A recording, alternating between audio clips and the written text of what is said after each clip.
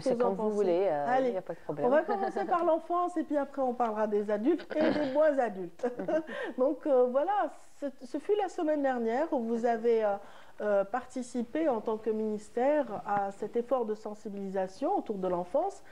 Parlez-nous un petit peu de ce qu'il y a eu lors de ce colloque que vous avez organisé. Effectivement, ça a été Madame la ministre de la Solidarité, de la Famille et de la Condition de la Femme a organisé donc cette rencontre, cette journée de sensibilisation pour lancer une campagne de sensibilisation qui se déroule cette semaine même.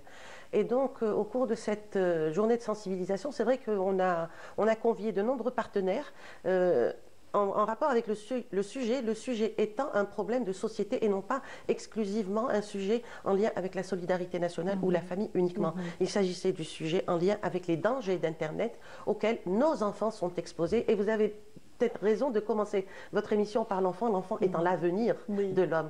Le poète disait la femme est l'avenir de l'homme, nous on dira l'enfant est l'avenir de l'homme. Et donc au cours de cette journée de sensibilisation, c'est vrai qu'il y a eu plusieurs secteurs ministériels qui ont participé, qui ont répondu à notre invitation, qui ont participé, et plusieurs organes d'État, la DGSN, la gendarmerie, l'organe national de la protection de l'enfance.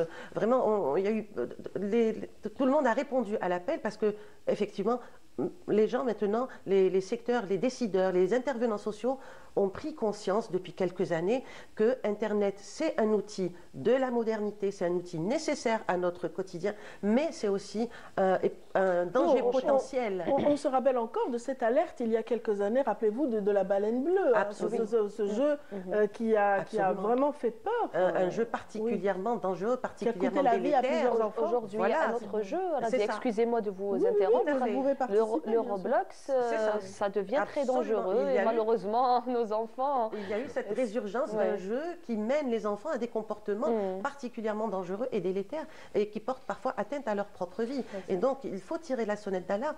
On a la chance en Algérie d'avoir un arsenal juridique qui va dans ce sens. C'est vrai que l'État algérien a appréhendé cette question, cette problématique, et il a mis en place les outils. Seulement, c'est vrai que nous, peut-être nous, en tant qu'individus, en tant que citoyens, en tant que parents, on est un petit peu à la traîne. Parce que moi, je me rends compte qu'on me parle très souvent de protection, les applications, un tas d'outils dans mon ordinateur pour protéger mes enfants, mais je ne sais pas les utiliser. Donc, il y a... Ils sont nombreux, voilà, toutes ces restrictions, mais on ne sait pas comment... Oui, l'accord parental, comment s'en servir, comment s'en servir. Et on est convaincu que nos enfants sont protégés. De toute façon, on n'en aura pas... Parce que moi, mes enfants, ils sont conscients, etc. Attention, les gens qui sont derrière l'écran de votre enfant, ils sont beaucoup plus outillés que nous-mêmes pour aller vers eux et les mener à des comportements qui leur seront dangereux. Donc, nul n'est à l'abri dans ce sujet-là. Qu'est-ce que vous en pensez, M. Tounsi? Moi aussi, j'ai des enfants, alors on est obligé de les suivre. On n'a pas le choix, ça veut rien, même si on a des restrictions et tout, mais on doit être présent parce que si on laisse l'espace, il y a d'autres personnes qui en profitent. Tout simplement, même elle a parlé de Roblox. Roblox, oui. Roblox, c'est un jeu qui est très dangereux. Ça nous a envahis, mais il faut sévir, il faut être radical. Moi, j'ai interdit aux enfants, surtout Roblox. Oui, mais il y a certaines versions qui sont moins dangereuses. J'ai interdit carrément. Il y en a 3 versions en fait. Je pense, il y a 3 versions. Il y a une version qui est light, soft.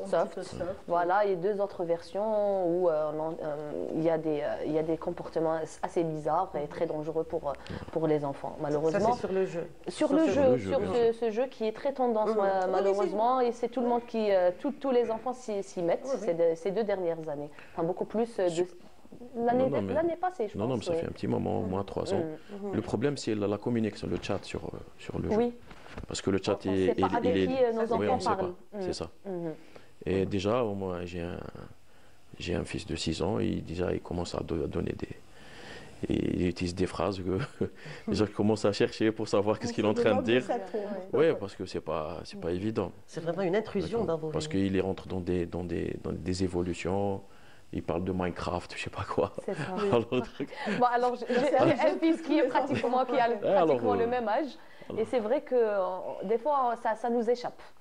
Ça nous échappe, même si on arrive à suivre plus ou moins, mais des fois, ça nous échappe. C'est pas évident. Vraiment d'être sur leur dos, sans parler de les surveiller à chaque fois. Sans dire que ce sont des proies faciles pour certains prédateurs et voilà, dans le domaine du harcèlement sexuel aussi. C'est ça, c'est-à-dire il y a effectivement des cyberprédateurs, c'est-à-dire dont c'est le métier ou dont le métier est de mettre en place des logiciels pour justement repérer les failles de l'innocence de ces consommateurs du net, ces enfants, ces adolescents qui sont en quête de reconnaissance, en quête d'identification, en quête de modèle, et donc ils sont là pour les harponner, pour les pêcher en quelque sorte. Hein. Ce sont des proies, ils les pêchent et ensuite ils en font ce qu'ils veulent. Ils leur imposent des modèles, ils leur imposent des comportements, ils leur imposent des appartenances à certaines tendances, à certains courants, à certains groupes, et il arrive malencontreusement que dès lors qu'un enfant ou qu'un adolescent